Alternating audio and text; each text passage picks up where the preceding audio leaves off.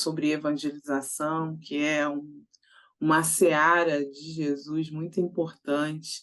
E já começo convidando a todos a nos lembrarmos de uma passagem que é narrada por Mateus, no capítulo 19, é o versículo 14, em que há uma movimentação. Jesus, sempre quando passava em alguns locais, havia uma certa aglomeração, uma certa ansiedade, né, para algumas pessoas de encontrar aquele homem que possivelmente seria o Messias, que seria ali uma figura serena, uma figura que estava trazendo boas notícias. Quem não gosta de boas notícias, né? Então, ele começa a se aproximar junto com os discípulos, e há sempre uma movimentação muito grande, até para proteger Jesus, né, para garantir que ele pudesse circular. E, nesse momento, vemos algumas famílias também muito entusiasmadas ao ouvir que Jesus passaria ali por perto.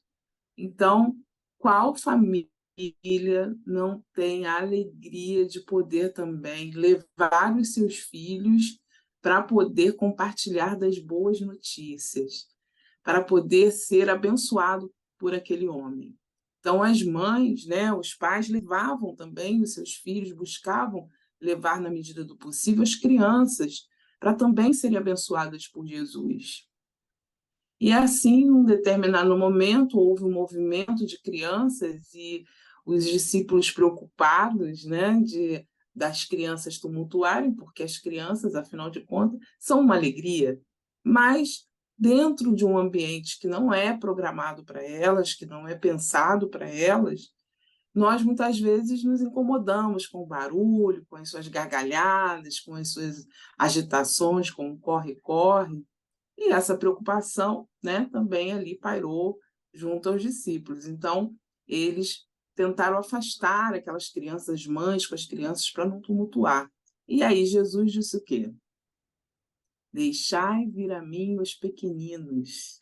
E aproveitou para mostrar que, semelhante àquele sentimento de pureza, de esperança, era justamente esse sentimento que elevariam as pessoas ao reino dos céus, né?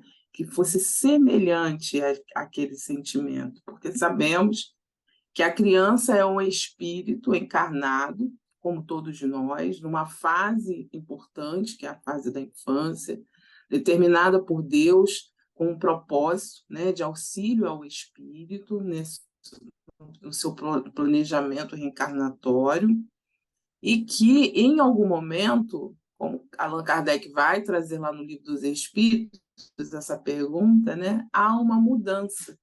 Há, então, esse momento em que o espírito consegue trazer ali a sua verdadeira essência, né, as suas verdadeiras demandas, e ali a gente observa uma determinada mudança, que a gente até diz assim, mudou de uma coisa que era boa, que aparentemente agora não é, é diferente, né, questionadora, e entra ali na parte da adolescência. Então, mas ainda assim, essa pureza inicial, que é como se fosse ali um vaso, né, que a gente está moldando, uma coisa que a gente está direcionando para o bem, que a gente está trabalhando as suas questões, trazendo informações, e que, nesse momento, então, Jesus mostra para a gente a importância da gente preservar e trabalhar esse sentimento de pureza. Então, deixar vir a mim os pequeninos, pelo menos para mim, é muito mais do que deixa eles virem, né? Crianças, é deixar que os pequeninos venham, né? Não é venham a mim os pequeninos. Cabe a nós, enquanto pais, educadores, pessoas, né, que estão, porque a gente pode, não temos ser, de repente não somos mães, pais, somos avós, tios, ou somos evangelizadores, ou somos simplesmente pessoas que frequentam a casa espírita, frequentam a sociedade e que, por algum momento, alguma criança passa por nós, né? Alguém passa por nós, esse espírito que tem alguma demanda, e naquele momento somos nós responsáveis, de alguma forma, por exemplificar, né? Algumas os ensinamentos, né? Que aqui nós vamos sempre aprendendo. Então, deixar vir a mim os pequeninos é permitir que as crianças e jovens, adolescentes, enfim, também acessem os conhecimentos, os recursos.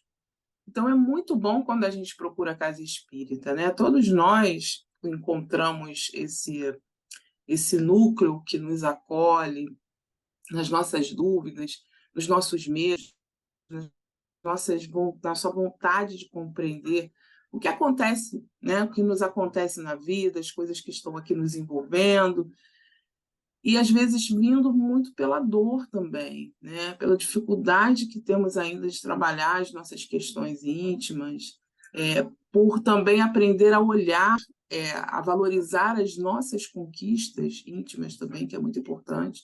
E a doutrina espírita, ela não é, esse elemento que vai despertando em nós, né? Essa capacidade. Bom, então, a criança, nesse ponto, será não é um espírito também? A criança e o jovem são espíritos que também teriam o mesmo objetivo ao entrar na casa espírita?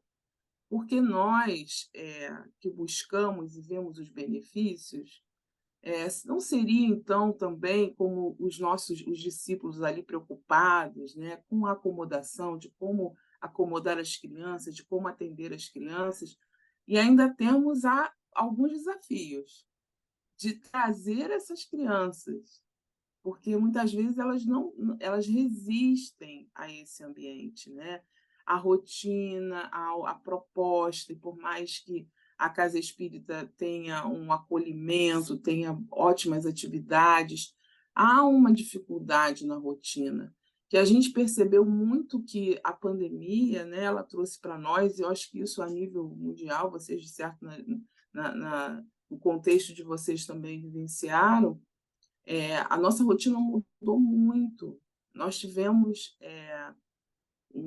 tudo paralisado, depois nós tivemos que ficar tudo no virtual, e aí foi um esgotamento, né, de certa forma, das atividades, algumas questões no nosso lar, pela convivência mais frequente, que trouxeram ali, emergiram certos conflitos, certas coisas que nós aparentemente não dávamos atenção, né? Ou porque não queríamos, ou porque não tínhamos condição mesmo, né? Ou porque não percebíamos que eles existiam. E aí, de repente, quando a gente volta naquela readaptação, muitos com dificuldade de retornar por questões de saúde, por questões mesmo de dificuldade de sair de casa, né? Depois de tanto tempo isolados, há uma dificuldade, há uma necessidade de adaptação, questões até justamente porque nós migramos para outras atividades, já que a casa espírita, muitas funcionaram online, né? Outras não, mas não era o mesmo ritmo. Então, nós, de certa forma, fomos criando outras atividades, outras formas de viver, né? E os recursos espirituais que vamos buscar na casa espírita, porque é um espaço de convivência, é um espaço onde nós encontramos essa fonte, né, de recursos para usarmos no nosso dia a dia. Então, ninguém é espírita, veste a roupa de espírita, né? Ou eu vou à casa espírita, aí vou vestir a roupa de espírita, e quando eu saio daqui, eu tiro a roupa de espírita e sou uma pessoa normal. Ou eu não sou espírita nesse horário aqui que a gente marcou da reunião pública, né? Nós somos espíritas em qualquer momento. Nós que lá trabalhamos com mocidade, com juventude, chega um determinado momento que os jovens, eles estão, hoje inclusive tem aqui no Brasil prova do Enem, do vestibular, né, que sofrem o ano inteiro para a culminância dessa prova, né? Costumo dizer para eles, eu nunca vi uma geração fazer tanta prova, porque vocês vivem no mundo de provas, expiações e simulados, é muito simulado. o ano inteiro, né? E as preces que eles fazem é só isso: eu quero passar na prova, eu quero passar de ano, né? É uma grande preocupação que eles têm.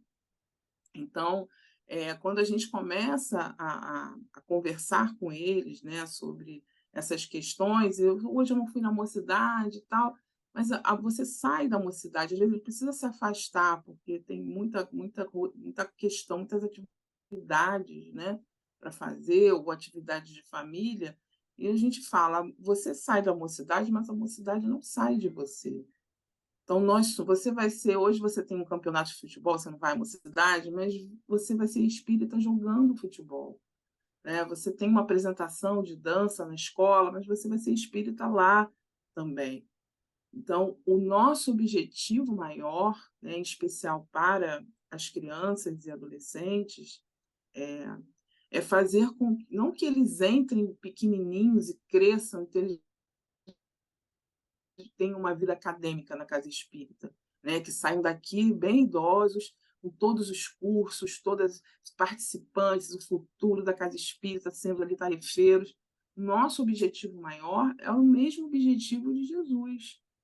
Quando Jesus trouxe as boas notícias, ele, ele não chegou já dizendo que para os discípulos, por exemplo, que eles iam sair ali, olha, vocês têm aqui o futuro da mensagem do Evangelho, depende de vocês, né? Ele chamou lá Pedro para pescar homens, ele convidou cada um ali, mas ele, antes de tudo, ele trabalhou a questão da ideia do homem de bem. Então, ser uma boa pessoa, ser uma pessoa do bem, que faz o bem, que se compraz com o bem, que enxerga que o mal não foi criado por Deus, mas é a ausência do bem. E se fazer bem onde nós enxergamos o mal. É ser uma pessoa que a maioria lá das crianças e dos jovens fazem. Né? O que vocês querem da vida? A gente quer ser feliz. Né? Então, nós proporcionamos isso muitas vezes para o grupo de adultos, porque cada um vem buscar, né? Mas muitas vezes não levamos essa, esse pedido de Jesus a seus entender, especialmente junto à família, que é o núcleo referência para crianças e jovens. Eu trabalho mais ou menos com juventude há uns 30 anos, com várias gerações. Em todas elas, todos eles falam que, apesar dos conflitos familiares, a referência é sempre a família. Porque a mãe fala, acha que entra por um ouvido e sai por outro, mas não é verdade. As lições, os exemplos ficam e eles fazem esse resgate. Tanto é que nós, já na fase adulta, né, muitas vezes a gente não fala assim, bem que minha mãe falava, bem que meu pai dizia, bem que minha avó falava, né? Nós fazemos esse resgate. Eles também fazem. Porque na hora do aperto, na hora que eles estão numa situação ali de risco, que eles estão inseguros, é a família a base. E aí a família nas suas diversas formações, né? Então, não nos enganemos nesse sentido, que somos uma referência, sim, para os filhos. E saiu recentemente uma pesquisa que foi feita a nível mundial, junto à juventude, né, que é em relação às questões do sentido da vida. Né? Um índice muito grande de suicídio na infância e na juventude, né, que tem aumentado aí em torno de 30%, enfim. E aí foi feito ali uma pesquisa sobre essa questão do sentido da vida, dessa religação com a espiritualidade, não necessariamente a religião, mas o se reconhecer como ser espiritual, né? E buscar essas conexões. E aí eles fizeram várias tentativas de buscar algum elemento comum que diferenciava os jovens, aqueles adolescentes que não tinham nenhuma referência, nenhum sentido da vida, em termos de espiritualidade, do que está, o sentido de estar, o que está fazendo aqui, né, de onde eu vim, para onde eu vou. é o viver agora, o intensamente, que não há nenhuma referência, um vazio existencial muito grande, daqueles que conseguiam ter, apesar dos desafios, ter uma referência. E, depois de muita pesquisa, eles conseguiram achar um denominador comum. Aqueles que tinham uma referência, que conseguiam, de alguma forma, mesmo às vezes, sair do caminho ali que trazia segurança, né? Tendo atitudes, às vezes, nocivas, enfim, mas que conseguiam voltar para o seu ponto de referência de equilíbrio. Esses adolescentes e jovens, eles, em algum momento na infância, tiveram contato com algum tipo de religião. Eles foram levados pela família para terem um contato com o seu ser espiritual. Então, a gente percebe quanto isso é importante e urgente, né? Bezerra de Menezes traz até num documento que a gente tem na Federativa aqui brasileira, né, na FEB, a gente tem um documento de orientação para a ação evangelizadora da infância e da juventude. E na orientação que fala da infância, tem uma mensagem, né, que chama Criança e o Futuro, que foi uma psicografia de Divaldo Franco, em 1978. Eu era criança em 1978. O Bezerra de Menezes, né, ele diz assim que a criança que se evangeliza, adulto que se levanta no rumo da felicidade porventura. Então, o impacto, né, que a evangelização, e aí a gente vai falar aqui, no segundo momento, de várias formas de evangelização, porque a evangelização começa na casa, na nossa casa, no nosso lar, com o evangelho no lar, com os debates sobre as questões do dia a dia, porque a criança chegou da escola com uma demanda com o professor. A minha turma, que é de 13 a 15 anos, o assunto é sempre falar mal de professor. Eles adoram.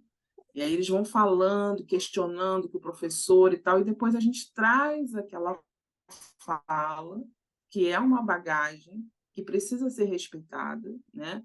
Porque é a percepção que eles têm, e a gente traz essa reflexão. Peraí, vamos avaliar aqui, né? Qual é a nossa, o que cabe a nós, o que cabe ao professor, mas não vamos falar do professor, vamos falar das atitudes que nos incomodam.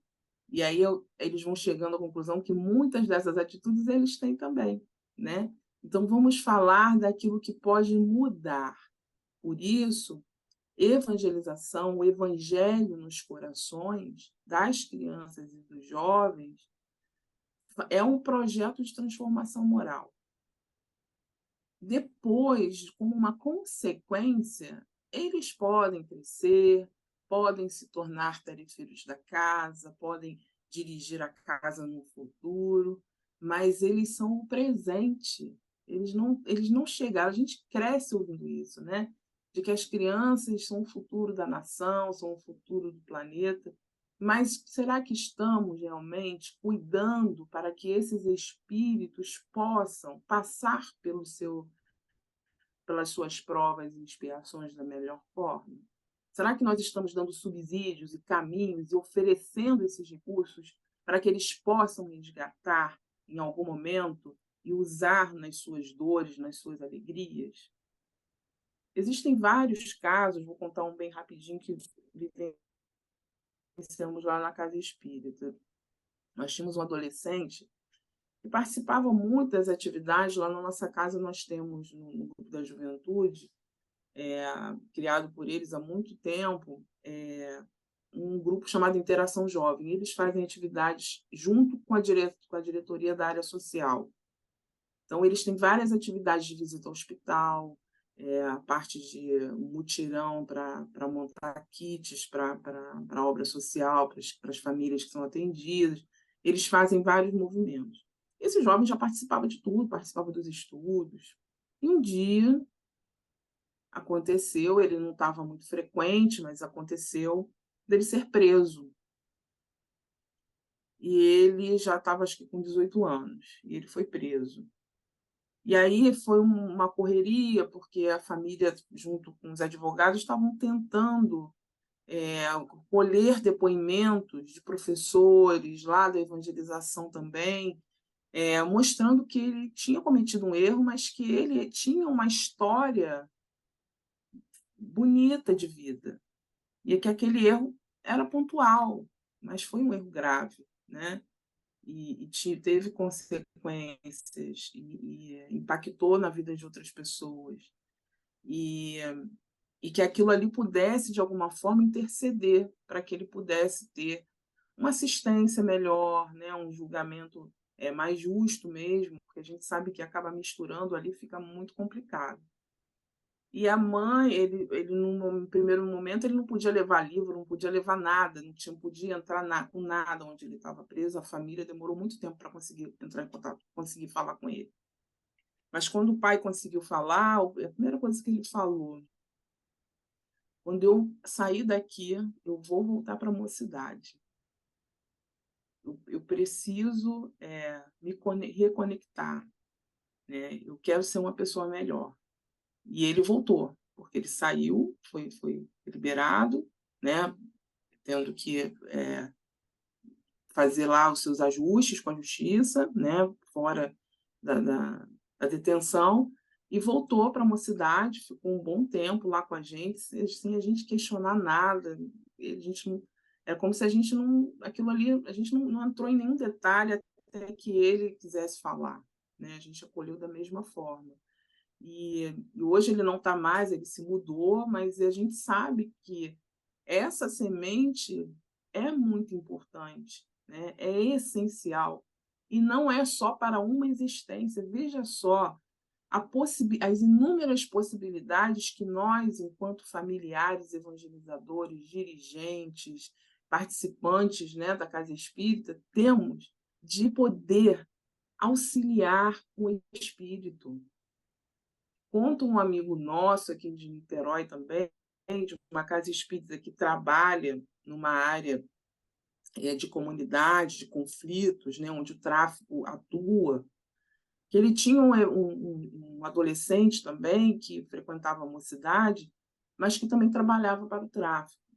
Em algum momento, o menino faltava muito, porque ele estava envolvido com as questões, ele às vezes passava, o menino estava lá sentado, né, fazendo lá o seu trabalho, as questões enfim, das necessidades dele, né? São escolhas que muitas vezes são muito difíceis de serem feitas, né? Em um determinado momento, se soube que ele desencarnou naquelas guerras que tem, né, de violência. E ele depois mandou uma mensagem, se comunicou espontaneamente em uma reunião mediúnica da casa, contando que aquele processo da morte dele foi muito violento, muito impactante, e que para ele sair daquele processo, né, o período de perturbação que todos nós temos, mas para que ele pudesse sair mais rápido daquilo, que ele pudesse se reconectar e se reconhecer ali desencarnado e continuar sua trajetória, o que o fez sair dali? As músicas que eram tocadas na evangelização e que ele adorava. Não sabemos como, se ele lembrou, se os espíritos tocaram, mas aquelas músicas que eram tocadas na ambientação, que normalmente a gente faz, né, uma ambientação para acolher as crianças, essa música salvou esse espírito nesse momento. Isso é um presente para o espírito imortal.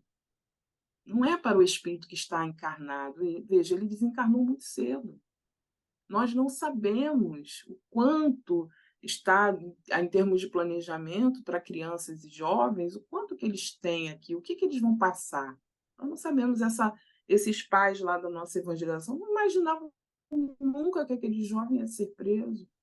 Nós não sabemos. Uma doença física, às vezes alguma questão dentro da própria família, as provas que a família passa de forma coletiva, nós não sabemos. Então, não parece que seja compatível com a proposta de Jesus, que fala, né, para que a gente deixe as crianças chegarem. Por que não estamos deixando as crianças chegarem? Por que as dificuldades, né, de levar o evangelho a esses corações infanto-juvenis? Jesus, ele ensinava pelas ações, ele explicava muitas coisas, mas ele mostrava, ele praticava. Então, o evangelho praticado, vivenciado, é o que mais traz referência para a criança. A gente sabe que a criança, na fase da infância, o espírito, na fase da infância, ele repete, imita, né? É da própria condição psíquica dele. Lá, a parte cognitiva, ele está lá por repetição, por hábito. Ainda é muito mais a questão do atributo da inteligência ainda está limitado por questões físicas, porque o cérebro ainda está em formação. Então, hoje a ciência vem trazendo informações muito preciosas, dizendo para nós que essa parte frontal, né, que é a parte responsável por tomadas de decisões, por análise de escolhas e consequências, ela não está formada totalmente. Só vai se formar lá para os 25 anos. Então, até lá, nós precisamos estar atentos, porque se uma criança diz eu não quero ir para a evangelização, né? E aí a gente fica assim, eu vou forçar, não vou forçar, o jovem, então a criança ainda às vezes é mais fácil, porque a família leva, o núcleo da vivência da criança é a família, depois vai crescendo, se tornam os amigos, a família, e depois mais os amigos, né? Então há uma independência, começa a vir ali uma forma mais de os grupos e as atividades começam a ficar diferenciados. Mas, ainda assim, existe uma necessidade de atenção para que a gente não... Ontem mesmo eu estava conversando, a gente fez um estudo também sobre juventude, e uma mãe que a filha sempre ia e tudo, não quer mais ir, não quer mais ir. E aí ela falou, Miriam, eu não vou forçar. Eu falei, mas a sua filha vai para a escola todos os dias. Ela sabe que é importante, que é necessário. Então, não é forçar, é motivar. Qual é a melhor forma da gente motivar? É estar aqui junto e mostrar as nossas atitudes e mostrar como é bom, né, a doutrina. E muitas vezes a criança, o jovem que já tem mais condição de discernimento, ele não quer ser espírita, a família é espírita, mas ele não quer ser espírita, ele quer ser católico, quer ser evangélico, quer ser protestante, enfim. Às vezes, na região onde ele vive, os amigos, né? Mas o importante é essa conexão com Deus. E a gente percebeu, e aí ela falou, mas eu faço, ela evangelho no lar, ela participa. Eu falei, então o evangelho está chegando. É isso que importa. E quando ela sentir vontade de voltar, a mocidade está aqui esperando por ela. Mas se ela precisa estar recebendo esses recursos, porque lá fora, todas as orientações sobre como conduzir a vida, como escolher as coisas, como lidar, como se relacionar com as pessoas, o mundo materialista está fornecendo. E o mundo materialista, as ideias materialistas são muito sedutoras, porque elas são imediatistas. E a gente está vivendo num mundo onde tudo é imediato, a gente não tem paciência para nada, porque a gente vai no celular, vai no internet, tudo é muito rápido. Eles são uma geração que nasceram na era digital. A maioria de nós migramos. Eles nasceram. Então, o tempo é diferente, né? Mas, afinal de contas, o mundo não está evoluindo. A gente não está... A lei do progresso não diz que o progresso não tem como adiar, né? A gente pode... Aliás, a gente pode atrasar, né? Mas a gente não pode impedir o progresso. Então, já existem a cada geração, como Kardec fala lá na Gênesis, as novas gerações vão trazendo, vão substituindo os hábitos ruins por hábitos melhores, mais saudáveis. A gente vai ter um olhar mais coletivo, menos preconceito. Essa geração quebra paradigmas, sobre preconceitos, né? E nós vamos aprendendo, uma geração aprendendo com a outra, né? Então, como que é importante a família, de alguma forma, trazer. Agora, eu escuto muitas vezes do adolescente falar, mas a minha mãe, eu não quero ser espírita, porque meus pais têm uma atitude em casa que aquilo não é espírita. Esse negócio de espiritismo não dá certo, não. Então, a referência, ou então meus pais mandam eu ir para a casa espírita, para a mocidade, mas eles não frequentam a casa espírita. É diferente daquele que procura a casa espírita e os pais são de outra religião. Ele procurou, ele se identifica. Já tive jovens que faziam o evangelho no lar dentro do banheiro, escondido. Os pais não aceitavam. Né? Depois, quando se emanciparam, tiveram lá sua vida, conseguiram. Mas antes era escondido, né? E não podiam ali manifestar aquele desejo. Então, a gente vê que a importância para o espírito, assim como é para nós, para cada um, a responsabilidade que nós temos. As ideias materialistas, de tempos em tempos na humanidade, elas vêm com muita força. A descrença em Deus, a gente tem normalmente entre 11 e 12 anos, a gente tem feito essa observação há alguns anos, há uma quebra, né, de crença em Deus, porque eles saem do mundo da fantasia para o mundo da realidade, que tem muita dor, muita injustiça. E eles falam, como Deus permite uma coisa dessa? Como é que Deus permite essa guerra que mata crianças, né? Brigando por poder, e a gente vivendo guerras internas, guerras dentro do país, fora do país, em todo lugar do mundo?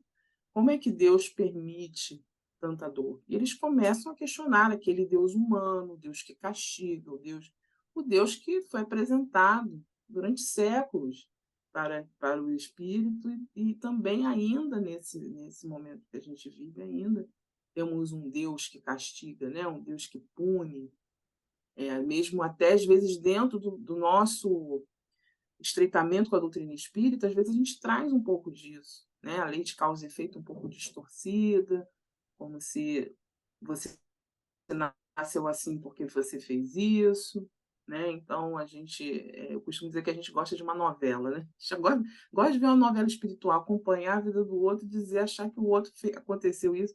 E a lei de causa e efeito, ela tem atenuantes, é uma lei de amor, de educativa e não punitiva. Então, eles têm esse choque, a gente percebe. E aí, se nesse momento não há a semente plantada, se não há essa base, é muito, muito difícil que ele, aliás, é muito, muito fácil que ele se perca no caminho.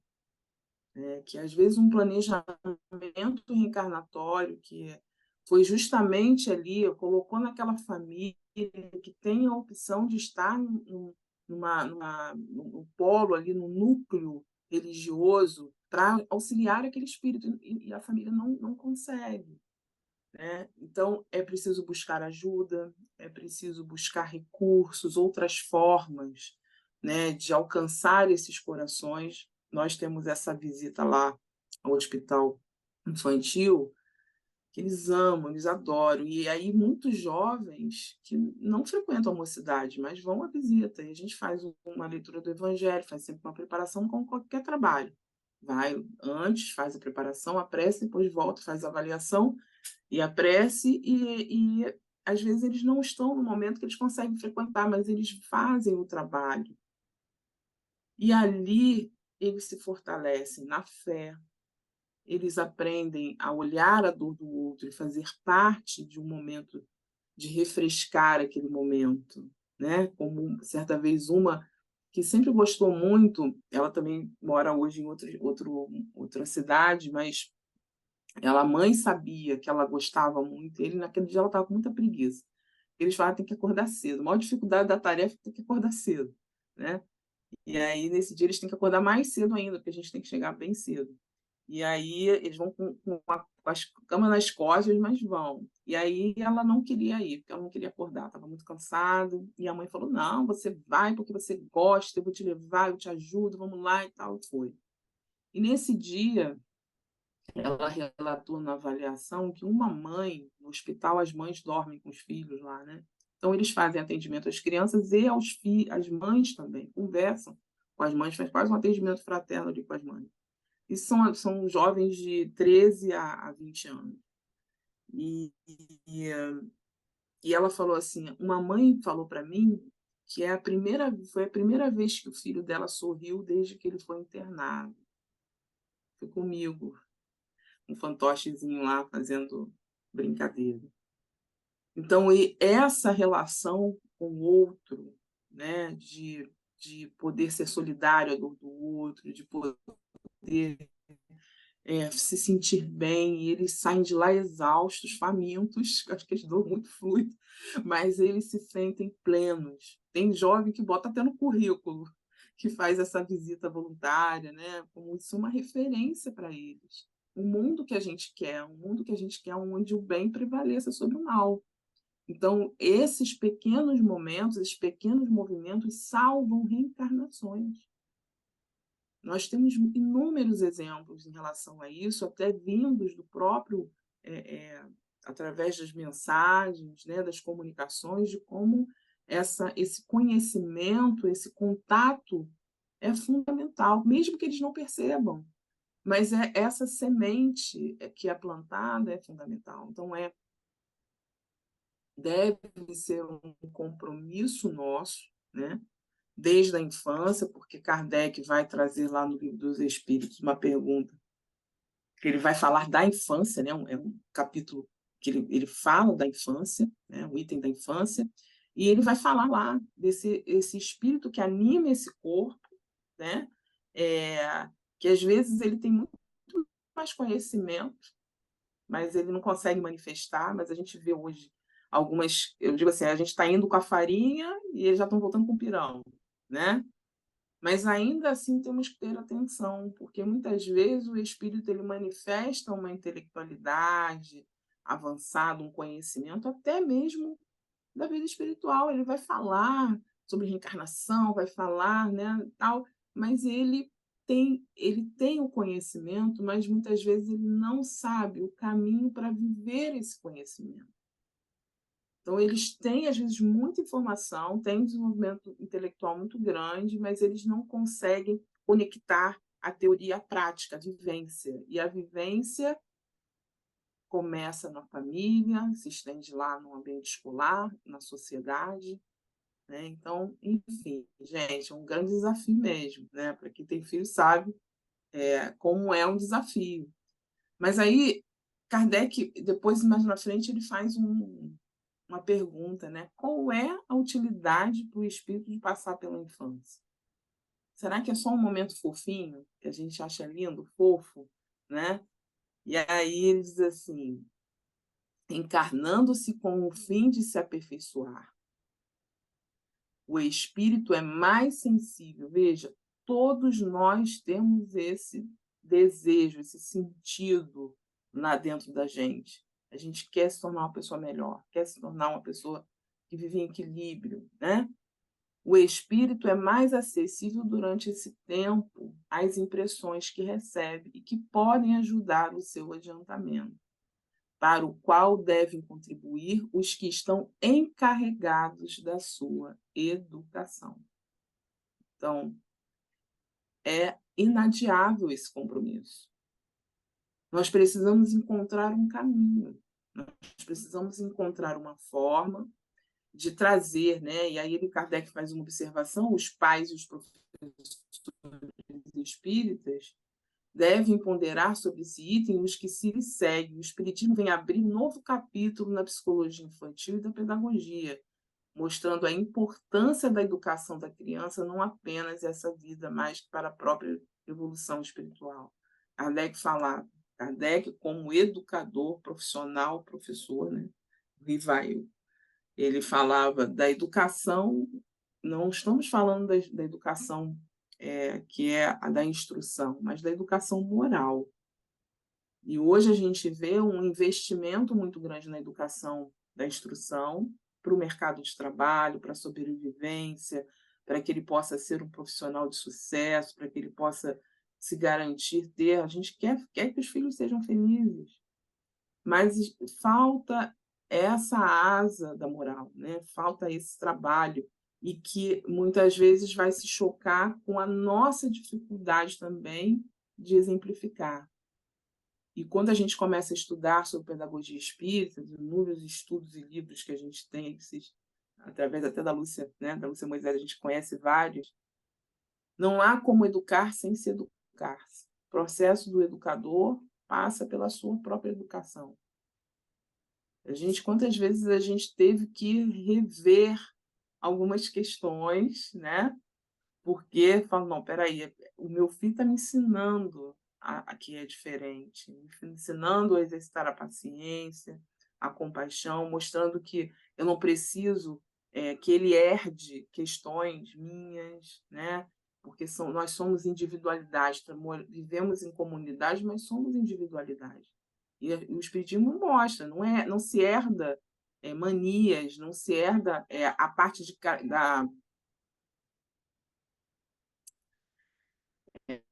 das condições a genética não traz a teimosia, né? Não traz. Nós estamos aqui futebol, gente. Não traz a parte da característica da personalidade. Traz genética, traz corpo físico. Pela convivência, pela afinidade, muitas vezes nos assemelhamos. Mas não há, você é teimoso como a sua mãe, ou você é teimosa como seu pai. Não existe, a gente sabe que isso não existe, né? Então, é importante a gente, então, focar em qual projeto, hoje, acredito que vocês todos, de alguma forma, não sei quem é evangelizador aí, ou já trabalhou com evangelização, tem alguém? Opa! Então, e quem não é, de alguma forma, né, já conseguiu passar por algum momento dessa evangelização, desse momento. Então, a gente vem, isso é um cenário mundial, tá, gente? Mas vamos falar que a nível nosso de evangelização, a nível de Brasil também temos isso, e aí também dessa evasão, a evasão das famílias, das crianças, dos jovens na casa espírita. E aí tem várias questões para a gente pensar, que hoje não vai ser esse dia, mas existem várias questões. E eu acho que Jesus dá um exemplo bom de como a gente chegar a um ponto que não é. Jesus, quando trouxe as boas notícias, ele não trouxe milagre, que a gente sabe que era a cura, né, que era o milagre, que as pessoas entendem como milagre, mas a gente sabe que existe uma lei por trás daquilo. O que ele dizia quando ele curava as pessoas? Vai, que a tua fé te curou. Então, o que nós temos que fazer? Qual o movimento que nós temos que fazer? E toda vez que alguém vinha com ele solicitar uma lição, ele devolvia com outra pergunta. Por quê? Porque nós precisamos analisar, fazer um diagnóstico, uma autoavaliação. Onde é que eu estou, né? O que eu estou fazendo? Qual a forma que eu estou tratando? Que eu estou acolhendo? Que eu estou trabalhando? Será que as meninas já falaram, né, que vocês já trabalham aí muito inspirados nos materiais da Lúcia, né, que já descaracteriza essa questão de aula de evangelização, né, que a gente não dá aula, a gente não é professor de espiritismo. São espaços de convivência e de experiências, né, de pensamentos e de conversas. E muitas vezes a gente vai trabalhar da vivência, eles vão aprendendo, tirando as suas perguntas. Veja, Kardec trouxe mais de 1000 perguntas, que não saíram da cabeça dele só. Ele tirou perguntas da humanidade, que vieram da humanidade. Ele deu uma organizada, né? E algumas ele, com certeza, foi ali tirando também. Mas como que uma resposta sobre a vida, vai fazer sentido para uma criança, para um jovem, se ele não se fez a pergunta? Então, o que adianta a gente ler o Evangelho? Aí você vai falar assim, ó, ei, tudo bem, vemos aqui o Evangelho, o Livro dos Espíritos, vocês entenderam? Ah, a gente entendeu, mas a gente não entendeu nada, porque até para a gente é difícil entender, né? Outro dia a gente faz sempre uma abertura de mensagem, e aí a gente escolheu um livro lá, escolhe um livro aí tá, abriu a mensagem. Aí tinha umas palavras assim que nem eu tinha entendido, e o jovem que leu baixinho, eu falei: "Vocês entenderam?" Que eu não entendi. "Ah, eu também não entendi, eu também não entendi". "Então vamos ler de novo? Pega o dicionário aí", porque tem que ter o dicionário, porque eu não estou entendendo essa palavra não. Tem palavras que não são do cotidiano, né, que eles não utilizam. E dali foi, assim, meia hora só para falar, para tentar entender e trazer aquela mensagem para o nosso para nós. Qual o sentido? Por que essa mensagem caiu para a gente? Tem alguma coisa aí para a gente descobrir. Então a mensagem vai ser muito mais daquilo que a gente, no momento em que a gente vê uma atitude do outro que chamou atenção, alguma coisa que ele vivenciou e que a gente vai trazer para o Evangelho no Lar, por exemplo. Né? Vamos trazer aqui o que aconteceu hoje na escola. Né? Ah, briguei com um colega, o outro fez isso, o outro fez aquilo, o professor fez aquilo. Então vamos falar sobre o que gerou isso, né? Gerou um sentimento de desrespeito, gerou um sentimento de insegurança, você se sentiu desconfortável. E aí vamos falar o que será que Jesus fala sobre isso, né? Ele vai falar de respeito, ele vai falar de amor, ele vai falar de perdão. E aí a gente vai trazer o evangelho para o dia a dia, né? Essas formalidades, essas palavras, ainda mais na criança, então ela não abstrai, tudo concreto. Aliás, para a criança, muitas vezes, Deus é Jesus. Eles veem a figura de ter um bonequinho, né? Eles acham que Deus é Jesus, porque é muito próximo ainda, essa coisa mais concreta. Depois vai, na pré-adolescência começa o processo de abstração, na adolescência que eles conseguem abstrair mais. Aí vão aprofundar também, né? Vão conseguir fazer um resgate mais profundo das questões. Então, é muito importante que a gente, acima de tudo, independente das técnicas, né, dos métodos que a gente vai usar, eu costumo dizer que eu me inspiro em Jesus no lanchinho, que a jovem adora comer, gente. A gente adora comer. Então, a gente chega lá e já chegam famintos, que eles acordam cedo, às vezes não tomam café. Eles não conseguem, tem uma hora que eles não conseguem pensar mais, eles não conseguem, porque enquanto eles não comerem, eles não sossegam. Então a gente já dá um lanchinho, né? Cada um leva um lanchinho colaborativo lá, a gente faz. De vez em quando a gente faz um evangelho no lar, na casa de Pedro, bota comida no chão, todo mundo senta em volta e vamos falar da vida, o que o evangelho fala sobre isso? Comendo. E Jesus fazia isso em volta da mesa, ceava e conversava e trazia as questões, e cada um trazia seus problemas, né? A gente tem, eles iam falando do dia a dia. Jesus não chegava lá dando sermão, ele falava, conversava das questões que cada um trazia.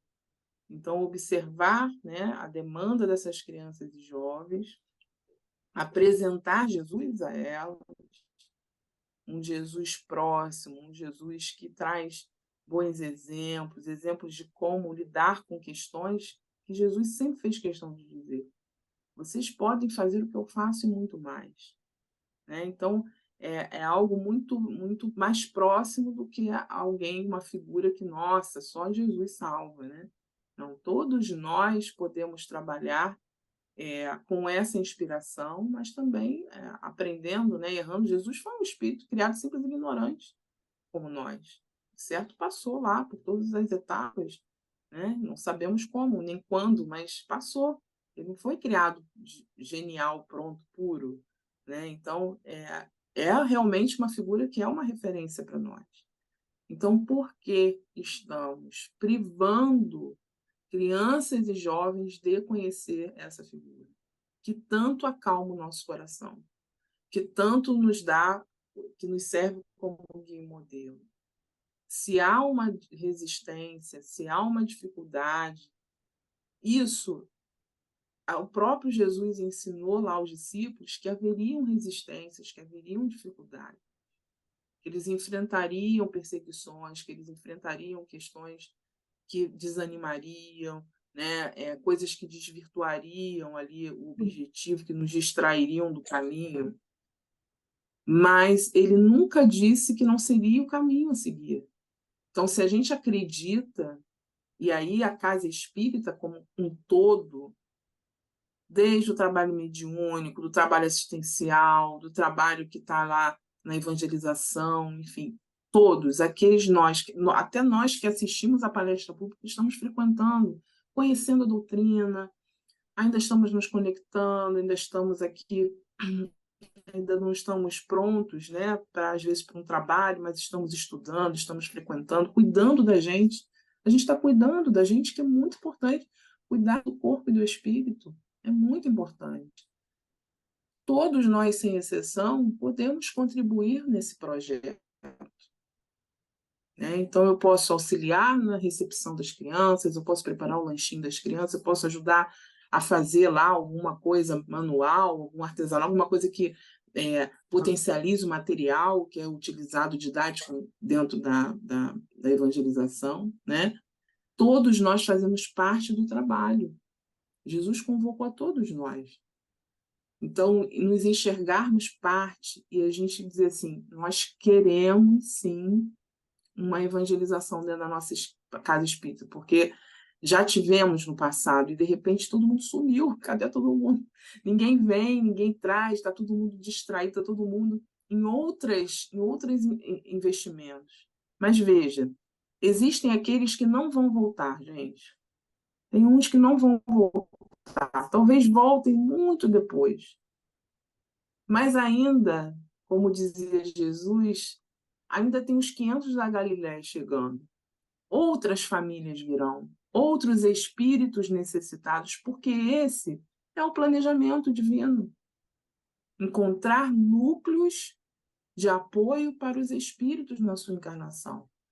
Então, vamos nos preparar para aqueles que virão. Vamos buscar e anunciar a boa nova, dizer: aqui temos um espaço para acolher crianças e jovens, onde cada um de nós é parceiro, pisa e acredita nesse projeto. Porque aqueles que vão chegar com sede da água que mata a sede, como Jesus ofereceu. Porque aquela água que muitas vezes as famílias nesse momento, que crianças e jovens estão bebendo, aquela água, no momento, não dá. Ou você vai morrer de sede, ou você vai buscar realmente essa água que mata a sede definitivamente. Então, que a gente esteja pronto para isso, que a gente abrace, né? Que a gente convide as famílias, que as famílias busquem. Olha, eu falo para os pais, senta aqui, está com dificuldade? Vamos sentar aqui, precisa ter um feedback. Ai, não quer ir, não gosta de ir, vamos lá, vamos encontrar uma forma.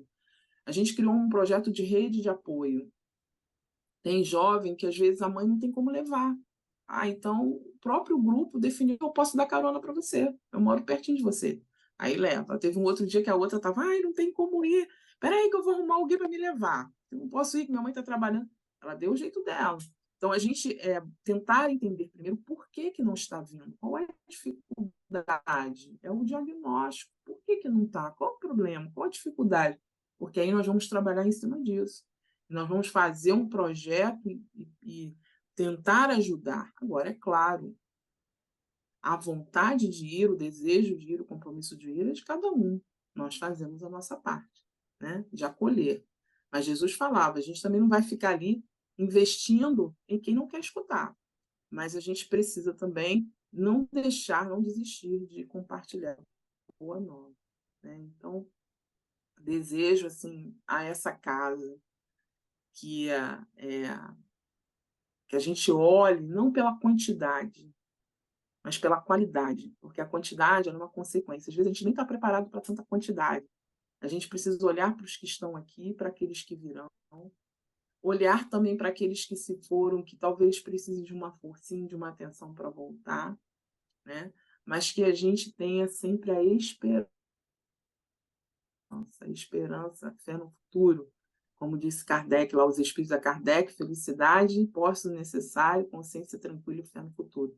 Que a gente possa investir cada vez mais nesse projeto de evangelização, gente, porque, olha, não tem outra saída. A educação é a saída, né? E a gente não pode abrir mão dessa oportunidade de trabalhar nessa seara, seja como evangelizador, seja como frequentador, dirigente, aqueles que já são evangelizadores. Temos poucos evangelizadores. Os 500 da Galiléia virão. Mas, às vezes, eles estão precisando do chamado. A Casa Espírita pode investir com palestras que falem sobre evangelização. Muitos tarefeiros da nossa casa vieram através de palestras públicas. Na nossa casa, uma vez por mês, sempre tem palestra sobre evangelização. E a gente reveza infância, juventude e família. Nós temos um grupo da família, que não é grupo de pais, é um grupo da família porque é para todas, né? Então, aqueles que estão pensando em constituir família, aqueles que já têm, a gente tem avós, tem tios, tem, enfim. É um grupo que fala de temas, aliás, estamos estudando um livro lá da Lúcia também, temas da atualidade, temas que têm a ver com a família. Para vocês verem, para a gente finalizar nosso encontro, o grau de necessidade que as crianças têm de referência de família, todo início de ano, a gente escreve lá com os jovens, a gente escreve a carta do eu do futuro. Eles escrevem o que eles gostariam, né, de como eles gostariam de estar no final do ano, fazer planos. E aí eles escrevem para esse eu do futuro. Aí eles lacram, a gente compra um sinete com cera, eles adoram derreter cera, colar, tudo, e abrem no final do ano, a gente devolve as cartas, né, para eles. E a maioria das cartas, que às vezes são bem pequenas, bem curtas, quando alguns querem compartilhar, e a gente vê, é sempre pedindo para passar de ano, né, claro, que eles pedem para passar de ano na escola, e pedem para que os pais possam ter condições, e eles terem condições de valorizar o investimento que os pais fazem neles. Olha a preocupação. 13 anos, 12 anos. Preocupação porque eles sabem que tem um investimento de tempo, de dinheiro, de tudo, né? De vontade de querer que o filho fique bem, então eles reconhecem isso. Mas todos eles falam: eu quero ser feliz. Todos querem ser felizes. Então, a gente vê que a família está sempre no meio. Essa semana passada, nós, lá na nossa casa, a mocidade, há algum tempo, de alguns anos, eles é que fazem a programação. Eles escolhem os temas e como eles vão estudar os temas. E a gente tem um projeto Pensar, Sentir e Agir com Jesus. Então, a gente estuda o tema, a gente vivencia aquele tema e a gente depois tira uma ação. O que fazer com aquilo que a gente aprendeu? Então, vai fazer um encontro, vai fazer um movimento, vai fazer uma atividade, vai fazer uma mudança de atitude ali dentro, de como a gente está desperdiçando muita água, está usando copo descartável. Vamos acabar com o copo descartável. Então, a gente estudou sobre isso, então agora a gente, em projeto, a gente substituir. Então, são ações, ver o que o ensinamento é possível trazer em ações. E aí, na semana que vem, nós vamos ter o tema que eles escolheram foi família, né? Relacionamentos familiares. Conflitos familiares. E aí é uma roda de conversa. E aí eles pediram para os pais participarem da roda de conversa. Eu falei, vamos lá, vamos fazer o convite, vamos ver se eles vão aceitar. A princípio não teria, mas eles pediram. Tamanha a necessidade de ter um espaço. Talvez eles, na cabeça deles, eles possam até desabafar, falar algumas coisas para os pais, mas enfim. Só o fato de estar nesse processo de resolução de conflito junto com aquele com quem eu estou em conflito, isso é maravilhoso, né? E aí a gente tem essa oportunidade da Casa Espírita ser esse espaço. Gente, é muito bom a gente ver, né, espíritos desabrochando, vivendo, trazendo experiências. Essa semana, conversei com 3 jovens que já são quase adultas, né? Jovens dos 24 anos, estão na última mocidade, a gente tem uma mocidade até 24 anos. E elas hoje estão um pouco afastadas porque estão na questão profissional, né? Formação de faculdade, enfim, mas elas frequentam na medida do possível. E elas estavam falando assim, de como a doutrina espírita ajudou. Algumas chegaram ali com ideação suicida. E como o Espiritismo e a Casa Espírita ajudaram ela nesse processo da vida. Uma se formou em letras e se tornou uma escritora, e todo mundo dizendo que ela ia morrer de fome. Vai ser escritora, vai morrer de fome. E ela, não, eu vou ser escritora. E aí vai lançar um livro agora em dezembro, um livro infantil, que a história, ela falou, Miriam, eu quero muito que esse livro, de alguma forma, seja lançado no Irmã Rosa também, porque essa história que eu escrevi tem muito a ver com tudo que eu vivi aqui, com tudo que eu aprendi com a doutrina, tudo que ela me ajudou. E aí a outra estava no intercâmbio, que ela foi como voluntária, e isso também partiu pela vivência que ela tem na Casa Espírita, dentro da área social da Casa Espírita.